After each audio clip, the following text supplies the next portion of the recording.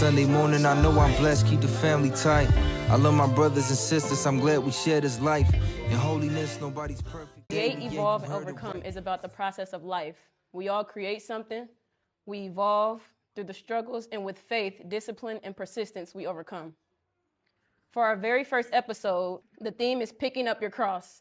It comes from Matthew chapter 16, verses 24 through 26, where Jesus said, "Whoever wants to be my disciple must deny themselves and take up their cross and follow me. For whoever wants to save their life will lose it, but whoever loses their life for me will find it. What good will it be for someone to gain the whole world yet forfeit their soul?" This scripture is powerful because it reminds us that success isn't about what you gain in the world. It's about what you become in the process. And today's guest knows exactly what it means to pick up your cross. He is not only my father, but he's also a man who's walked both sides of life, from hustling in the streets to becoming a respected entrepreneur, community leader, and a man of faith. Please give it up for my dad, Lorenzo Williams. Thank you, thank you. Thank you, thank you. Thank you, baby. All right, so Dad, first of all, thank you for being here. It means the world to me that you're my first guest because your story is part of the reason why Create, Evolve, and Overcome even exists. Let's start from the beginning. Can you tell us a little bit about your early life, what shaped your mindset growing up, and just get into detail about all of that for us? Okay. Well, my early life, growing up young and just a troubled kid. I got older, I've realized, I wasn't doing nothing but putting a lot of stress on my mom, and it made me want to change. But, the things that I was doing, trying to be popular and, wanting to be the man, but then none of that stuff really worked out for me. All the worldly things. Yes, all the worldly things. Want to be in the streets. My belief was, if you wasn't in the streets hustling, you wasn't getting no money. So that was my belief. I had to kill my old belief and develop a new one. Because one thing I know for sure, that your old beliefs will hold you hostage. Your new beliefs will set you free. I like that. It don't matter who don't like you. It don't matter. You still got to represent yourself. Everything is for God. And that's what I come to realize, that I'm doing this for God. I'm doing this for y'all, my kids, my wife, my family. Like, that's what matters to me now. Right. I like that. I like that. So I want to pause you right here for a second, because what you're saying reminds me so much of Matthew 16. That moment where you had to put down your old life, that was literally you picking up your cross. Can you share what that process felt like, what sacrifices you had to make, and what gave you the strength to keep pushing? The sacrifices that I had to make, I had some old friends, some of them not here right now. I got a couple that's probably still locked up, but I had, I told them one day, I was like, God got some territory with my name on it, and only I can get it. Like, you can't get it, he can't get it, she can't get it. He got my name on it, only I can get it.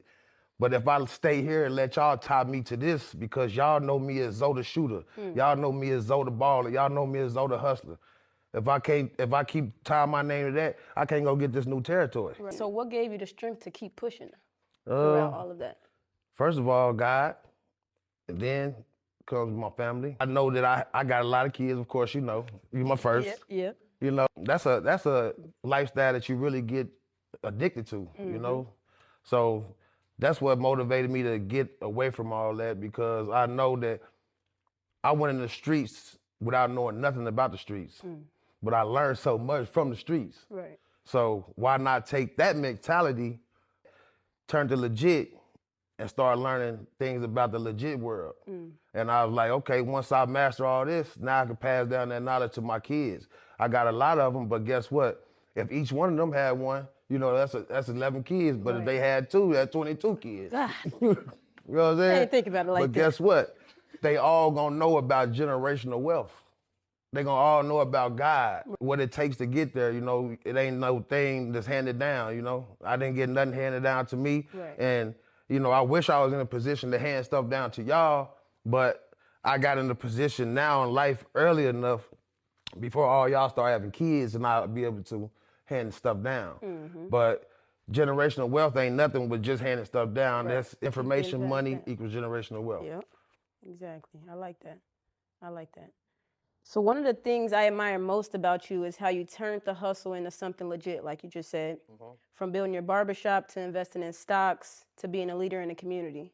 For the people listening who are still trying to figure out their path, what advice would you give them about building wealth the right way? And can you drop a little of that stock knowledge too? Oh, yeah. Well, the advice I can give them is, it came a point in time I cut out TV. My wife, she my witness. I cut out TV. I cut out just riding in my car, listening to music. I cut out just anything that take my time from learning. That I had to cut that out to really learn the stock market, learn business, learn how to run the barbershop. I had to cut all that out to learn it. You know what I'm saying? Because doing all that when you sitting there strolling all day, you're not learning nothing. Right. I learned that I'd rather be educated than entertained. They made us think that once you put your money in the market, that you can lose your money. And you can. Right. But that's whenever you don't sit back and learn how to operate the market. Right. Because the stock market ain't nothing but a machine that prints money. Some of the wealthiest people in the world right now, 80% of their money is in the market. What they do, they wait for something bad to happen in the market, and then they buy more shares. Like with Elon Musk, he's one of the richest men in America. This man don't got $400 billion sitting in nobody's bank account. Right. He has $400 billion worth of stocks. That's the game I want people to know. Like, you can't get wealthy by just saving. Right. You gotta enter the market. We all into real estate. We all into the stock market, just on the other side of it. Right. Like, We the consumers. yeah, so like you rent a house, right? Okay, you in real estate, you just on the other side of it. Right. You know what I'm saying? What kind of phone you got? 14. 14? Yeah. That's cool, but what's the brand? iPhone. Apple. Apple, okay. You got some Apple stock? Yeah. Okay, boom. Now you enter this side of it. We use stuff that's in the market every day. You know what I'm saying? We really have to just dig deep and be like, okay, just anything that you see, like you can go in the hospital, I look at the machines and stuff. You might can go on the back of that machine and read what company make that.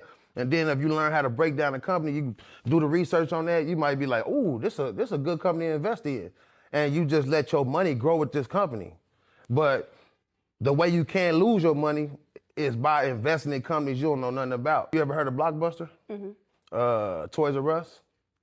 Sears? They all gone. They all gone. So if you invested your money in either one of them back in the day, you got wiped out if you didn't pull. And the people who got wiped out, they didn't know better. You know, they probably was just, the worst thing to do in the market is, oh, I heard this. I heard this, buy this company. I heard, nah, because don't nobody care about your money like you do. That's another reason why I started learning the market too, because, you know, I had somebody tell me, hey, you need to open a Roth IRA. How I do it? Okay, go to Wells Fargo Investment Group and holler at them. Okay, I did it. Go holler at them. I started putting $100 a week. That $100 a week, I did it for about 3 years. And when I got these buildings, my money got low when I was fixing them up. So I'm like, I know I got a little change. You know what I'm saying? Sitting. I got a little change sitting. So 3 years, $400 a month, you know what I'm saying, times 3 years, I added it up. I think it's like 16,000 or a little over 16,000.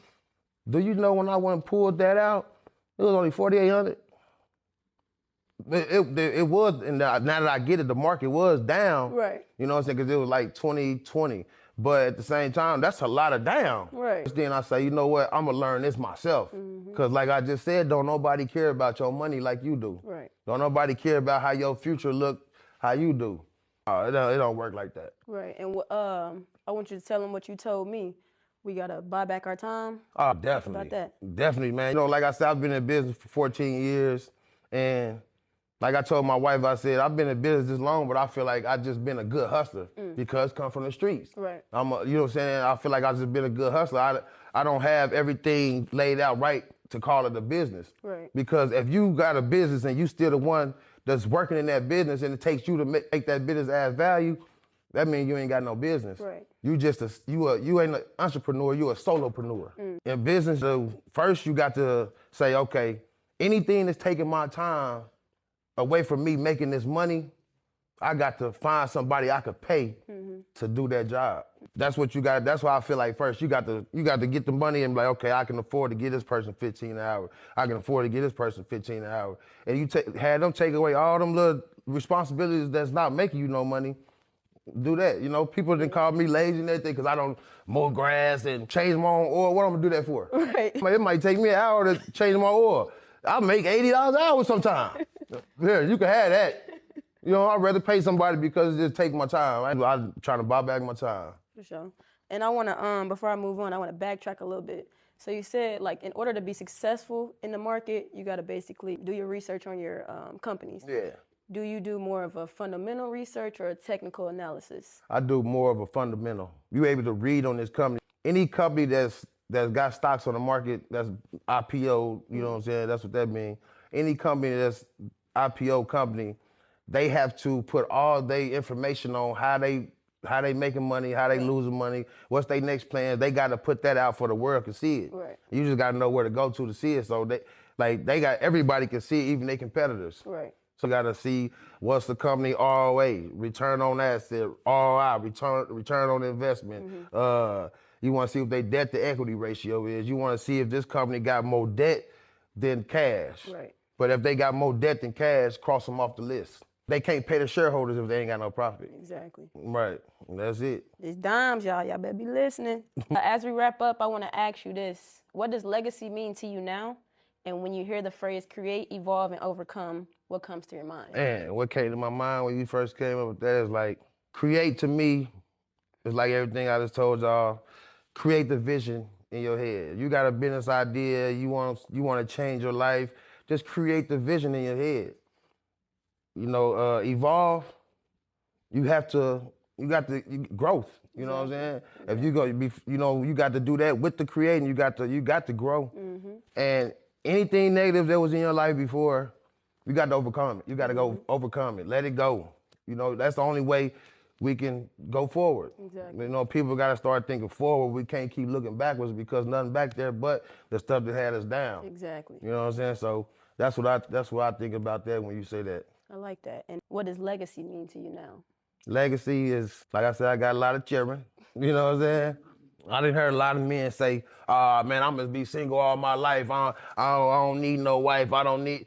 Okay, if you're gonna be a single man all your life, how you gonna get your legacy, fam? Right. You know what I'm saying? If you ain't got no family, fam, how you gonna get your legacy? Right. So you can't create a legacy without no family. So that's what I think about legacy. I love that. Yeah. Love that. Well, Dad, thank you for sharing your story, your wisdom, and your testimony. This conversation means so much to me, and I know it's going to bless a lot of people who hear it. To our audience, thank you for tuning in to the very first episode of Create, Evolve, and Overcome. This movement is about building something real, honoring our loved ones, and showing that with faith and hard work, we can overcome anything. Until next time, remember, we don't just dream, we create, we evolve, and we overcome. I'll see y'all soon. If y'all want to get in touch with me one-on-ones or anything, catch me you get me on Instagram, all my websites, Wealth Building Barber. They're just Wealth Building Barber. Instagram, Facebook is my name, but I also got a community I'm building on, it's called School, SKOOL.com. You go to school, type in Wealth Building Barbers, I'll pop up.